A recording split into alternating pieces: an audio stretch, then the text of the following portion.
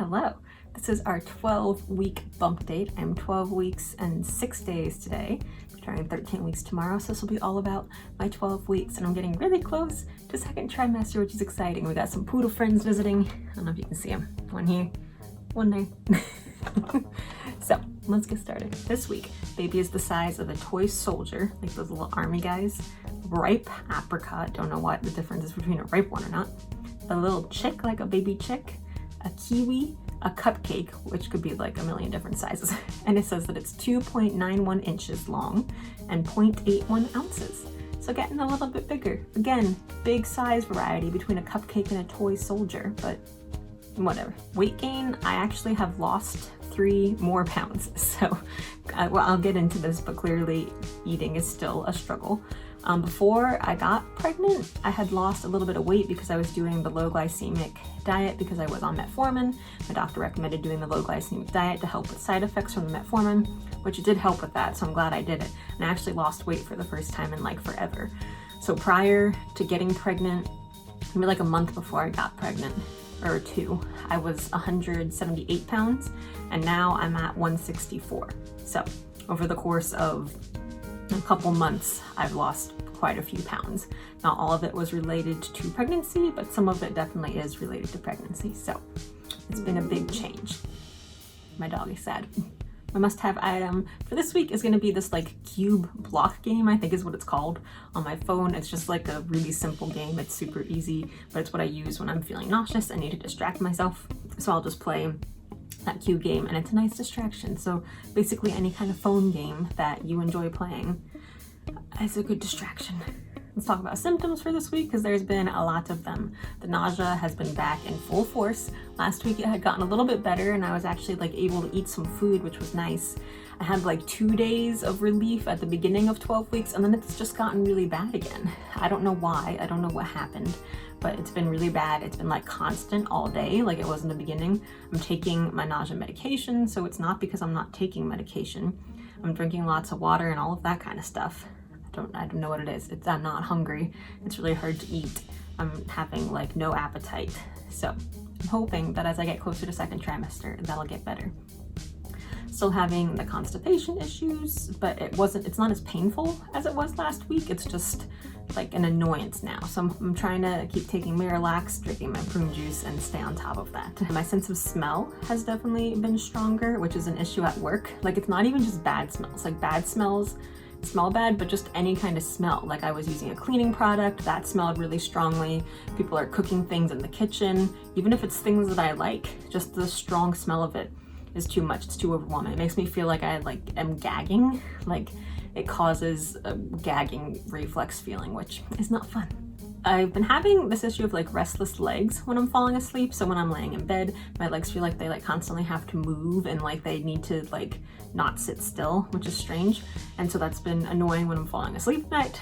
And then I've been having very vivid dreams, like not scary dreams like some people talk about, but it's like I'm watching a TV show, like I'm watching a scenario completely play out, and then I'll wake up and I'll remember the whole thing, which is crazy because usually I remember like one of my dreams at night, but I remember all of them. And then I'll wake up and if I fall back asleep, I can usually continue the dream, which never happens either. So that's been kind of cool. That's been a cool side effect. But the fact that I can like remember all of them, and it has like my family and my friends, and like it's just all these scenarios playing out with all these people in my life, and it's really interesting to like have that happen. I don't know. Cravings and aversions, same as it's been all the other weeks. Hopefully one day this category will change. I'm not having any cravings. If anything, breakfast food like sounds good, but I think that's because breakfast is the time of day where I actually like can eat a meal sometimes, like around 10 o'clock usually is good for eating. Some days it's not, but some days that's the only time I can eat. And then aversions is like everything. What I miss is just eating and feeling hungry. It's really difficult to be constantly feeling nauseous and constantly feeling like I'm not hungry. It's making it really hard to enjoy anything because I just feel sick all the time. Challenges, I'm going with basically the same thing because the sickness has been really bad this week, that I can't do anything. I feel really sick and nauseous. I go to bed at like 6 o'clock. I eat occasionally when I can, but it's never anything exciting. I feel like it like affects my mental health too because I just feel so drained and so upset that everything feels awful and I feel so sick. Well, at least sit no.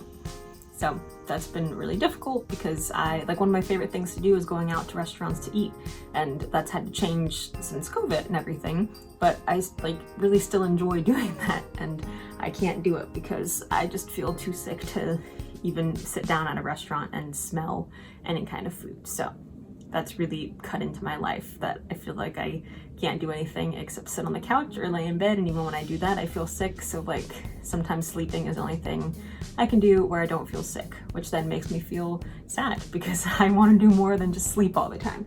So that's been upsetting. Highlight of this week, I actually have two things. So we were supposed to have our last appointment with our fertility clinic like 2 weeks ago, but I found an OBGYN. It took a really long time to get in with them, so I asked if I could have one more appointment just to do a checkup in between seeing my new doctor, and they said that was fine. So we went in and got to have one more appointment, which was nice to kind of have some closure and finish that. I did bring gifts for everybody.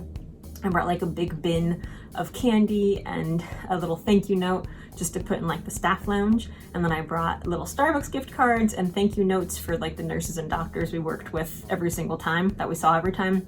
I gave one to our actual fertility specialist, the nurse that we always saw, the two ladies who, they're medical assistants, would answer my phone calls and get back to me about stuff.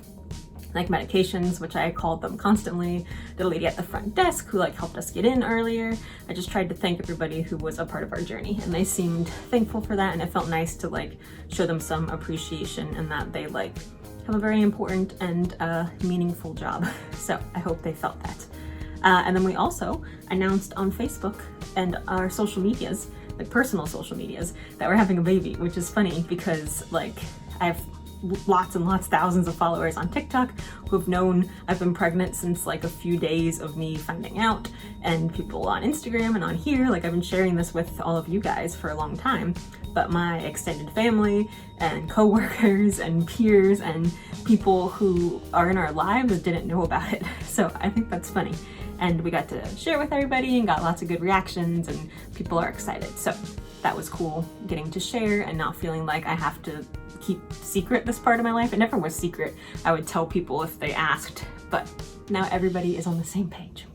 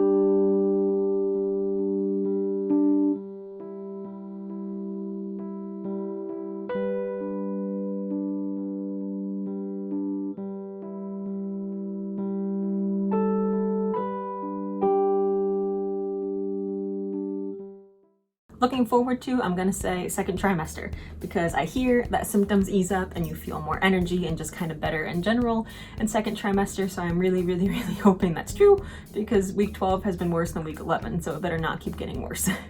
But I have some differing opinions about when second trimester is. Like half of the apps I use say that 13 weeks tomorrow, when I turn 13 weeks, I'll be in my second trimester. And then other apps that I have say that when I turn 14 weeks, so when I finish 13 weeks, is when I'll be in second trimester. So does anybody know like what the actual time frame is on that? Like when you do turn to second trimester? It seems like it varies, and it probably depends on a bunch of different factors, but I want to know when I can officially say that I am in second trimester. If you divide 40 by 3, because there's 40 weeks and 3 trimesters, it's like 13.33333. So that makes me think it's like 13 and a half weeks. So maybe I'll just do that and do like the average in between 13 and 14 weeks. But either way, I'm getting close, which is exciting. All right, let me get all of these poodles off me and show you my bump. I feel like some days it looks like I have a bump. Other days it looks like I just am like a little bit bloated, which feels accurate. I know baby's still very tiny at this point, but it's exciting feeling like there's a little bit of a bump forming. So let's show you. All right, my 12-week bump is, the shirt's very baggy, so I'll show you with it down. Not too much, looks pretty normal. Other side, and then let's lift it up. My beautiful pajama pants that I still have on. And then from the side, like I feel like, I don't know, maybe a little bit, but also I keep losing weight, so like I feel like that doesn't show anything. Sometimes it looks like there's a bump, sometimes there doesn't. So don't know. But thanks for joining me for 12 weeks. Hopefully next time I see you, I'll either be in my second trimester or be very close to my second trimester. Thanks for watching. Bye-bye.